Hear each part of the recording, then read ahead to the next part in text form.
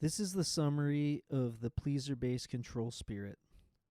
Among the manifestations of control spirits, the pleaser-based control spirit stands as the fifth face of the Jezebel and Luciferian spirits. It is intricately connected to its sister, the pleaser spirit, sharing many of its core characteristics. However, a subtle yet significant shift in focus distinguishes the pleaser-based control spirit from its sibling. While both spirits operate through a compulsion to please and control, the pleaser-based control spirit introduces a more insidious dynamic, one where both internal and external relationships are shaped by an intense need for control.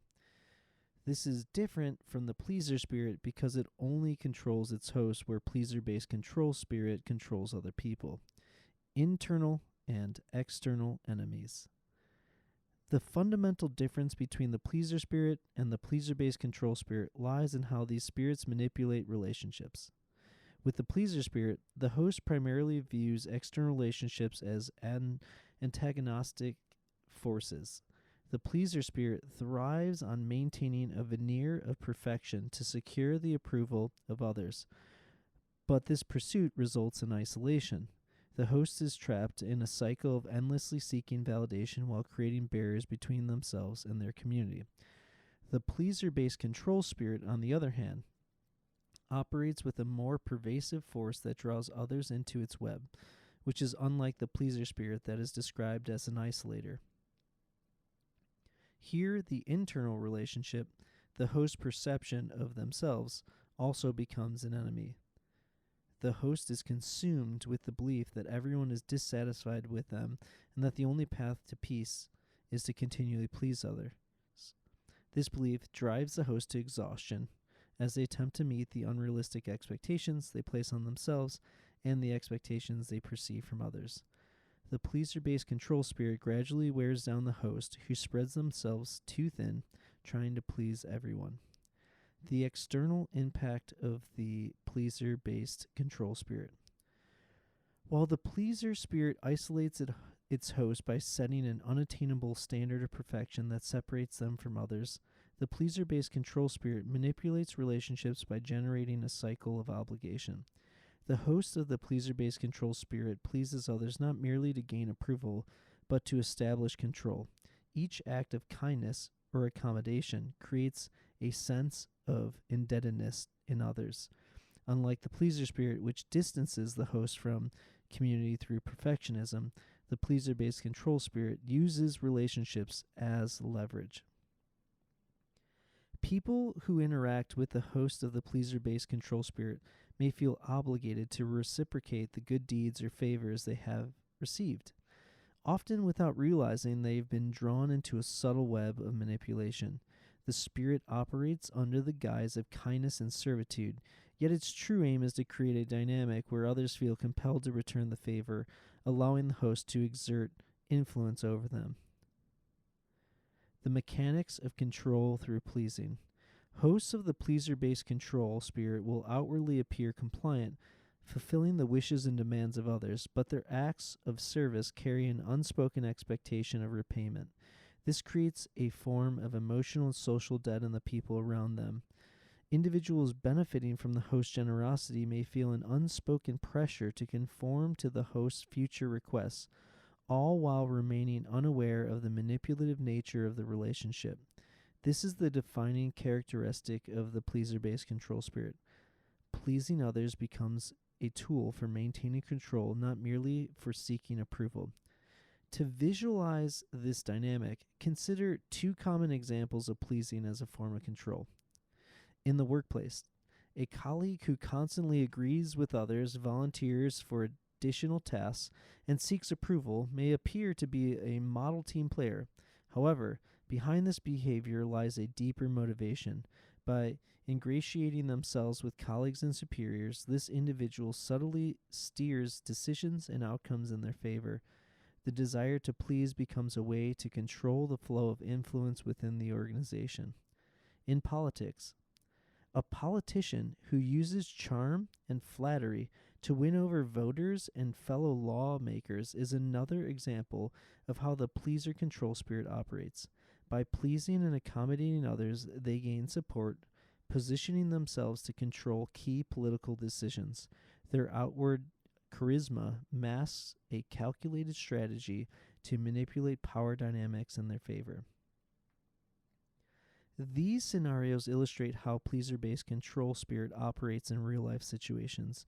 The outward appearance of kindness and helpfulness often conceals a deeper desire for control and manipulation.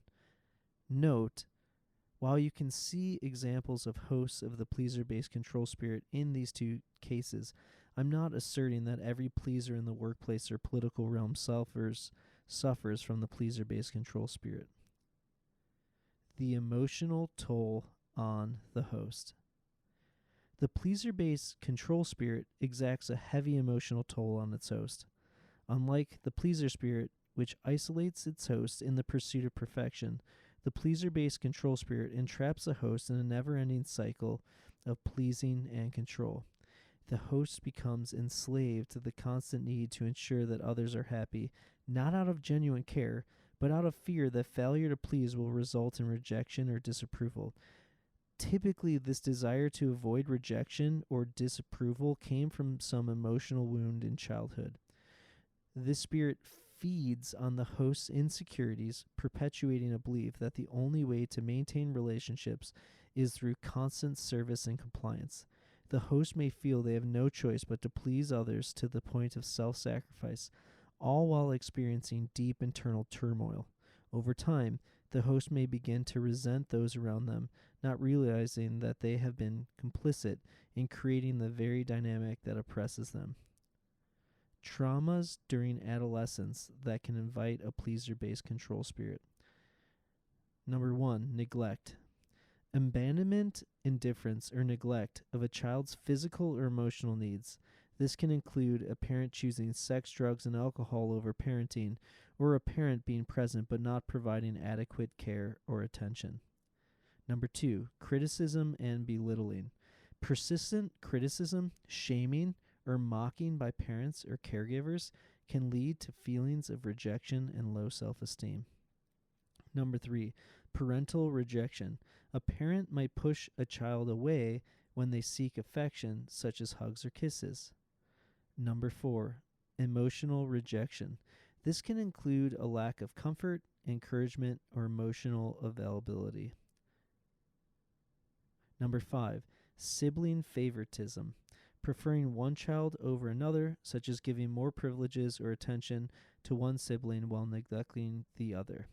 And then finally, number 6, rejection. Being excluded from group activities like sports teams or school plays, or being bullied by peers, leading to feelings of isolation and rejection. These experiences have long-term effects on a person's emotional and psychological well-being, especially when they are accelerated by the pleaser-based control spirit, which leads to issues like low self-esteem, anxiety, and difficulties in forming healthy relationships as an adult. So that's the bad news. Here's the good news. Inner healing from the pleaser-based control spirit. Inner healing following deliverance from a pleaser-based control spirit is a profound and gradual process that transforms not only behaviors but the underlying emotional and spiritual patterns that drive the need to please and control others. At its core, this healing is about breaking free from the compulsive need to save people from their problems, an act that once served to maintain a false sense of control and worthiness.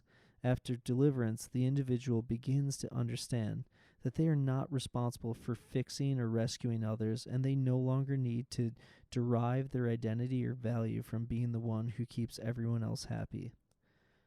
One of the key markers of this healing process is the ability to confidently say no when needed, even when it feels uncomfortable or when the refusal could potentially lead to strained relationships. For someone who has long operated under the weight of pleasing others, saying no can feel like a radical and risky move. There's often an underlying fear that setting boundaries will lead to rejection, disappointment, or conflict. However, the journey of inner healing helps the individual realize that boundaries are not only necessary but healthy, both for themselves and for their relationships. Over time, the individual learns that not every relationship will survive this transformation, and that's okay. Inner healing allows them to accept that some connections were based on unhealthy dynamics of obligation and control. When those dynamics are no longer in place, certain relationships may naturally fade or shift. The person healing from the pleaser based control spirit must come to terms with the fact that their value is not tied to their ability to keep everyone happy or prevent relationships from breaking. True growth lies in embracing authenticity and freedom, even if it means letting go of relationships that can't adapt to healthy boundaries. As you tell others no, hosts of the pleaser based control spirit free themselves to be available to God. By saying no to all the ways that the host of the pleaser based control spirit has said yes to others to control them, they will now find themselves having much more time and freedom in their schedules. As they gain more time and grow in favor with both God and man, the natural consequence is growth in self-esteem. This deeper sense of self-worth is not dependent on external approval or validation.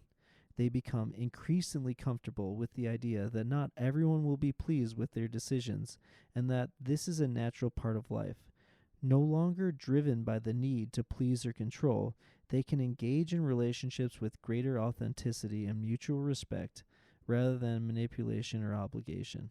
In the end, inner healing is about reclaiming personal power and freedom from the burden of other people's expectations, and freedom to live according to one's own values and convictions. It is about learning to trust that saying no can be an act of love and respect for both you and others, and that true connection is found in mutual understanding, not in control or approval seeking. Through this process, the individual experiences a profound shift, moving from a life of people-pleasing and fear to one of peace, authenticity, and inner strength. And let's wrap it up with the conclusion. The pleaser-based control spirit represents a complex and insidious form of manipulation, deeply intertwined with the need to please and control both internal and external relationships.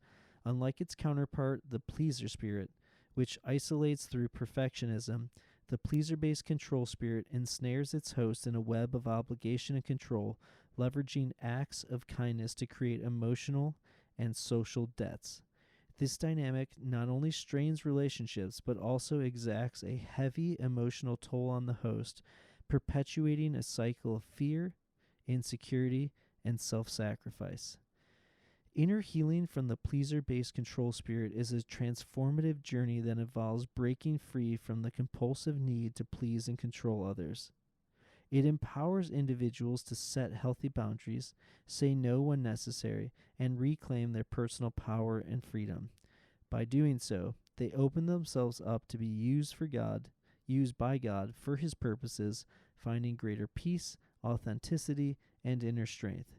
This process ultimately leads to healthier, more authentic relationships, both with God and the people in their community, as well as a deeper sense of self-worth that is not dependent on external validation. Through this journey, individuals learn to embrace their true selves, free from the burden of others' expectations, and live according to God's values and convictions. This shift from people-pleasing and fear to peace and authenticity marks the profound impact of inner healing from the pleaser control spirit, paving the way for a life of genuine connection and spiritual fulfillment. If you or your loved ones are struggling with demonic oppression and you need deliverance, please visit our ministry online at www.aiih.org. From all of us at the As It Is in Heaven team, have a blessed day.